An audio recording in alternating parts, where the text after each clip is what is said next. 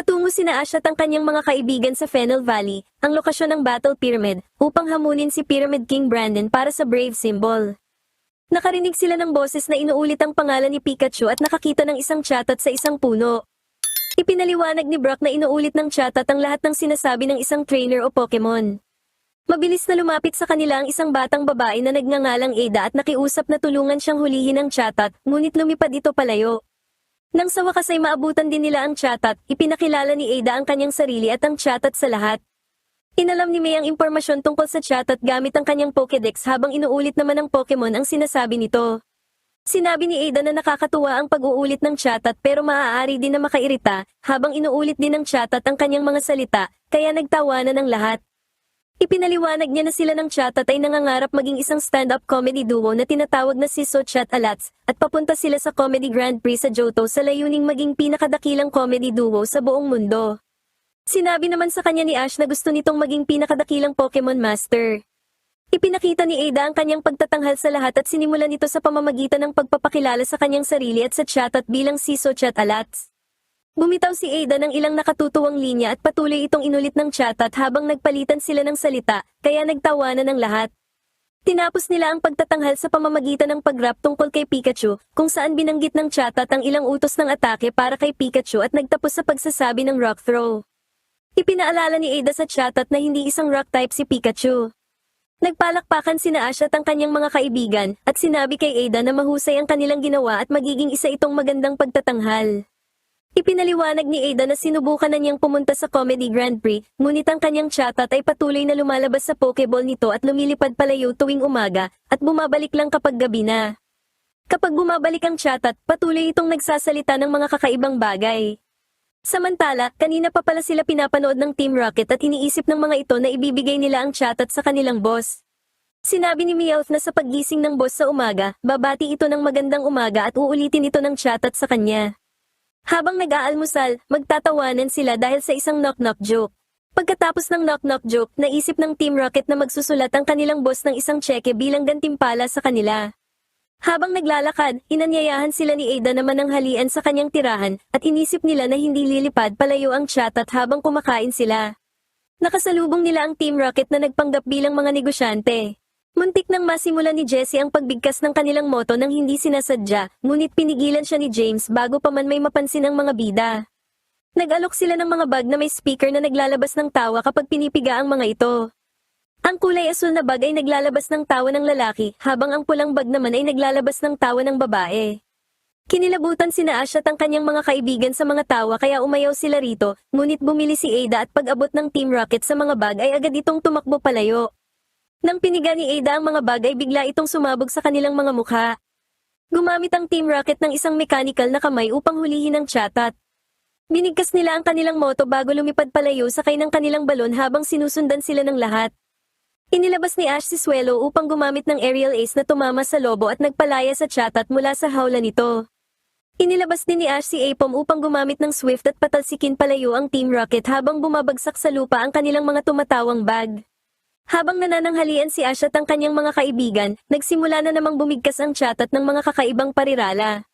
Lumipad palayo ang chatot kaya nagpa siya ang lahat na sundan nito. Nagsalita pa ang chatot ng ilang parirala tungkol sa pagkuha ng temperatura ng isang tao at pagkamuhi sa mga turok ng injection. Lumipad ito hanggang sa hindi na makita, kaya nagpa siya silang huminto at pag-isipan kung saan maaaring pumunta ang chatot sa pamamagitan ng pag-alam sa kahulugan ng mga inuulit nitong parirala. Napagtanto ni Brock na ang mga ospital ang nagsasagawa ng pagkuha ng temperatura at pagturok ng injection. Nagpunta sila sa isang ospital na nasa malapit. Lumipad ang chatot sa loob ng ospital at binati ang mga bata. Inulit nito ang mga parirala sa ospital kaya nagtawanan ng mga bata at sinabing napaka-cute at nakakatuwa ang chatot. Pumasok ang nurse at sinabing walang mangyayaring pagtuturok ngayong araw at sa halip ay kukunin lamang ang temperatura ng batang babae. Dumating si Ash at ang kanyang mga kaibigan at nalaman ang dahilan kung bakit tumatakas ang chatot tuwing hapon. Habang isinasara ng nurse ang bintana, tinanong niya ang grupo kung bakit sila nasa ospital. Ipinaliwanag ng nurse at ng doktor na ang ospital ay para lamang sa mga bata at pumupunta roon ang chatot araw-araw upang pasayahin sila. Ikinwento ni Corina sa kanila na una niyang nakita ang chatot sa isang puno na kumakain ng mga mansanas at nang bumati siya, patuloy nitong inulit ang mga parirala sa kanya na nagpatawa sa kanya. Nag-iwan si Corina ng ilang cookies para kainin ng Chatot at pagkatapos niyon ay bumabalik na ang Chatot araw-araw upang patawanin ang mga bata at ulitin ang mga parirala tungkol sa pagkuha ng temperatura at pagkamuhi sa mga turok. Sinabi ni Ada kay Corina na sila ng Chatot ay isang comedy act at kailangan na nilang umalis para sa Comedy Grand Prix. Nagreklamo si Corina na hindi na nila muling makikita ang Chatot bago ito tumakbo palayo habang umiiyak. Iminungkahi ng nurse na mag-ensayo sina Ada at Chatot ng kanilang pagtatanghal sa harap ng mga bata at nagpa siya ang mga bida na tumulong. Sinimulan ni Brock ang pagtatanghal sa pamamagitan ng pag-awit at pagsayaw sa musikang Mexicano habang nakasuot ng sombrero at nag-aalog ng maracas kasabay ng pagsayaw din ni Corfish. Napansin ng mga bata at ni Max na nakakailang ang palabas na iyon. Sinubukan ni Max na papuntahin si Corina para manood ng palabas dahil magiging napakasaya nito. Si Ash ang sumunod sa pagtatanghal, kung saan pinasakay niya si Pikachu sa ibabaw ni Donphan habang gumagamit ito ng defense curl at gumugulong sa kabuuan ng entablado. Nalaglag si Pikachu at nagtawanan ng lahat habang inanyayahan naman ni Max si Corina na lumapit pa para makapanood ng palabas. Naghagis si Max ng pagkain ng Pokemon sa ere at sinalo ang mga ito ni Munchlax gamit ang bibig nito. Pinasubok din ito ni Max kay Corina kaya naghagis siya ng pagkain para saluhin ni Munchlax. Nagkomento ang lahat na alam nilang mag-e-enjoy si Corina sa palabas kung lalapit siya para manood. Si May naman ang kasunod, kung saan pinagamit niya si Eevee ng Shadow Ball at si Squirtle ng Ice Beam upang lumikha ng isang bahagharing pagsabog na kumikislap patungo sa lupa. Sina Ada at Chatot ang huling nagtanghal, at nagsimula sila sa pamamagitan ng pagpapalitan ng linya na inensayo nila kanina pati na ang rap ni Pikachu. Nagkomento ang Chatot tungkol sa Razor Leaf at ipinaalala ni Corina na isa itong grass type na atake. Nagtawanan ng mga bata sa napanood na pagtatanghal. Ilan sa mga tumatawang bag kanina ang nahulog mula sa kalangitan at bumagsak sa lupa na lumikha ng mga pagsabog. Lumitaw ang Team Rocket na nakasuot ng makukulay na terno at polka dot na korbata at saka binigkas ang kanilang moto. Nagpasya silang gumawa ng sarili nilang palabas sa harap ng mga bata. Tinawag sila ni James na Wacky Team Rocket kaya pinukpok nila ito sa ulo. Nagbukas si James ng payong at pinaikot ang Pokeball ni Cacnea sa ibabaw nito. Hindi tumawa ang mga bata sa bahaging ito ng pagtatanghal.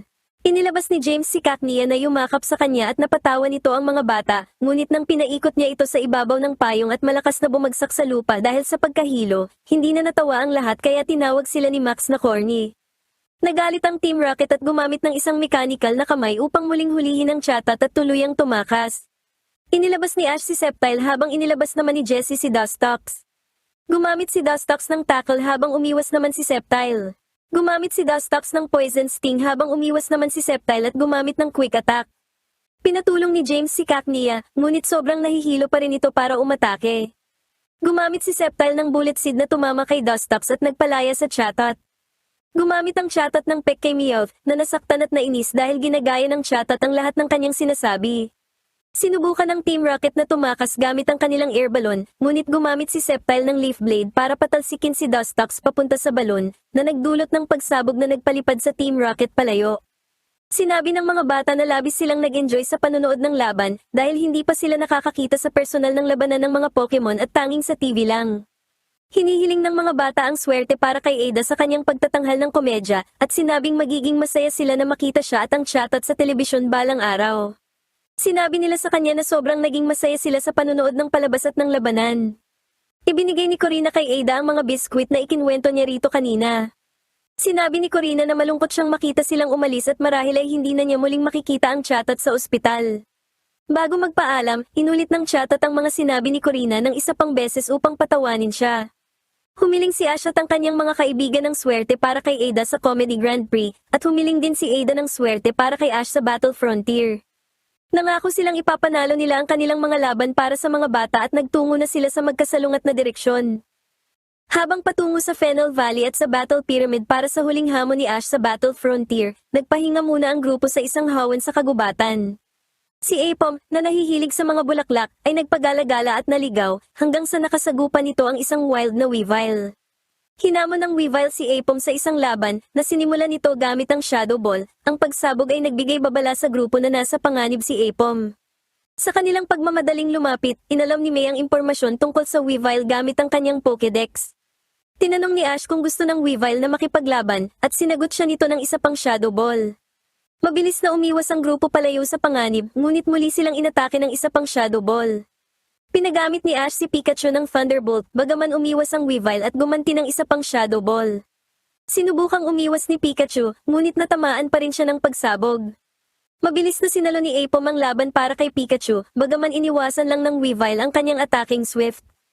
Inutusan ni Ash si Apom na gumamit ng double team na sinundan ng Swift. Gayunpaman, nagawa pa ring umiwas ng Weavile at diretsyong gumamit ng attacking Shadow Ball na nakasakit kay Apom at nagpatumba rito. Nang muling tumingin ang mga bida sa Weavile, nalaman nilang wala na ito. Hindi nagtagal ay inanyayahan sila ni Kerrigan, isang miyembro ng Wilderness Guard Corps, sa kanyang base upang tulungang makabawi ng lakas si Apom. Habang umaalis ang mga bida sa lugar, sinabi ni Jessie ng Team Rocket na gusto niyang maidagdag ang agresibong Weavile sa kanyang mga Pokemon. Pinayuhan ni Meowth si Jessie na wag itong gawin, pero tumangging makinig sa kanyang payo si Jessie, sinasabing love at first sight ito at nagsiselos lang si Meowth dahil wala itong silbi. Nagalit si Meowth at sinabing lalabanan niya ng mag-isa ang Weavile para patunayan ang kanyang sarili na hindi naman nagustuhan ni James dahil may kutob siyang hindi maganda ang magiging resulta nito. Nang makapasok sa loob ng maliit na cabin ni Kerrigan, nagtanong ang mga bida tungkol sa Weavile. Sinabi ni Kerrigan na isang ligaw ang Weavile at mayroong isang grupo ng mga Weavile at Sneasel na nakatira sa kagubatan. Sinabi niyang umalis ang Weavile sa grupo at ngayon ay humahamon ng mga random na trainer na dumaraan para labanan. Nagpa siya si Kerrigan na mas makabubuti kung lalabas siya at maghahanap sa paligid. Nagpa siya ang mga bida na sumama, iniwan nila si Apom upang magpahinga matapos ng matinding laban nito. Dinala sila ni Kerrigan sa isang bahagi ng kagubatan na madalas puntahan ng Weavile. Gayunpaman, wala roon ang Weavile, kaya iminungkahi ni Max na hanapin ito ni Pikachu gamit ang amoy nito. Samantala, malungkot na tinitingnan ng ligaw na Weavile ang refleksyon nito sa ilog. Pinapanood ni na Jessie at James si Meowth habang nilalapitan ito na nakasuot ng costume bilang isang kapwa Weavile. Gayunpaman, tila hindi naniniwala ang Weavile na isang kapwa Weavile si Meowth hanggang sa pinalo nito palayo ang kamay ni Meowth upang tanggihan ang pakikipagkamay nito. Matapos siyang pagbantaan ng Weavile, tumakbo si Meowth pabalik sa kanyang mga kasamahan. Si Jessie, na hindi kumbinsido sa mga sinabi ni Meowth, ay galit na nagbanta na bubugbugin si Meowth kung hindi ito lalabas ulit upang kausapin ang Weavile. Bago pa man makakilos si Meowth, dumating si Ash at ang kanyang mga kaibigan. Tumakbo si Pikachu patungo sa Weavile at sinimulang kausapin ito. Isinalin ito ni Meowth para kina Jessie at James, at sinabing tinanong ni Pikachu kung ano ang ginagawa ng Weavile, at sumagot naman ang Weavile na hindi niya kailangang sagutin ang tanong ng isang dilaw na basura. Pagkatapos niyo ay sinabi ni Meowth na hindi na niya nasundan ang usapan dahil masyadong mabilis magsalita ang dalawa. Galit na tumayo si Jessie na sinigawan si Meowth na naging dahilan upang mabunyag ang kanyang posisyon sa mga bida. Pagkatapos ng kanilang moto, pumunta si Jessie sa tabi ng Weavile na parang baliw, kaya tinawag siyang weird ni Max. Hindi nagtagal, isang Sneasel ang patakbong lumapit na masayang makita ang ligaw na Weavile. Sinimulang isali ni Meowth ang kanilang usapan. Tinanong ng Weavile ang Sneasel kung bakit sumunod ito sa kanya, at sumagot ang Sneasel na hindi siya sumusunod sa Weavile, kundi tumatakas siya mula sa masamang Weavile na nakalaban ng ligaw na Weavile para sa pamumuno. Gayunpaman, natalo ang Weavile na nasa harap nila sa laban, na nag-iwan ng peklat sa mukha nito, at naging isang ligaw. Ipinaliwanag ng Weavile na ang motibo nito sa pag-atake sa mga random na trainer ay para maging malakas. Ibinunyag ng babaeng Sneasel na nagsasawa na siya sa pang-aapi ng masamang Weavile, na naging labis na masama ang ugali, kaya tumakas siya mula sa grupo. Agad pagkatapos ng usapang ito, lumitaw ang masamang Weavile, na may 3 pang Weavile bilang reserba. Nagtago ang Sneasel sa likod ng ligaw na Weavile dahil sa takot, habang sumagot naman si Jessie na sa kanya ang Weavile. Ang Weavile, na nagalit sa kanya, ay madaling pinatalsik palayo ang Team Rocket gamit ang isang Shadow Ball. Maya-maya pa, nagsimula na ang laban sa pagitan ng 4 na Weavile at ng ligaw na Weavile, na nag-aalangang lumaban kaya sinabihan ito ni Ash na huwag pumayag na kunin ng kanyang mga kalaban ang babaeng Sneasel. Naunang umatake ang 3 Weavile, ngunit agad silang pinabagsak ni Pikachu. Sinabihan ni Ash ang ligaw na Weavile na huwag sayangin ang kanyang pagsasanay ng mag-isa at harapin na ang masamang Weavile. Galit na binalak at akihin ng masamang Weavile ang ligaw, na nagpasimula ng isang individual na laban kung saan parehong tumatakbo ang 2 Weavile sa tabi ng ilog. Gumamit ang masamang Weavile ng Shadow Ball na madaling naiwasan ng ligaw, na gumamit din ng Shadow Ball. Ang Shadow Ball ng ligaw ay tumama sa tubig, kaya tumalsik ang tubig sa pagitan nilang dalawa. Tumalon ang masamang Weavile sa tubig at sinubukang hiwain ang mukha ng Weavile gamit ang mga kuko nito. Nagawang salagin ng Weavile ang atake gamit ang sarili nitong mga kuko at itinulak sa tubig ang masamang Weavile, na sinundan ng isang Shadow Ball. Sa kasamaang palad, nagawang makatakas ng masamang Weavile na gumamit ng Shadow Ball laban sa ligaw. Naalala ng ligaw na Weavile ang nakaraan nilang laban ng masamang Weavile at napagtantong nagpaplano itong gamitin ng Shadow Ball bilang pampalito upang hiwain ang kanyang mukha tulad ng dati. Umiwas ang ligaw na Weavile sa paparating na Shadow Ball at nagamit ang kanyang mga kuko upang ihagis palayo ang masamang Weavile. Bumagsak ang masamang Weavile sa tabi ng pampang ng ilog at tumalo naman ang ligaw sa ibabaw nito at iniamba ang mga kuko rito.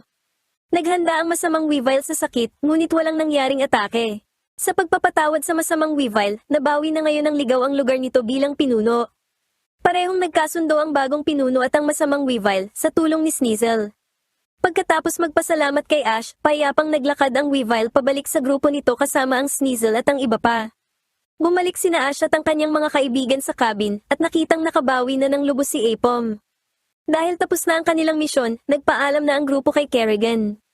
Masayang naunang tumakbo si Apom upang magmadali ng humabol sa kanya ang lahat at nagpatuloy na ang kanilang paglalakbay patungo sa Battle Pyramid.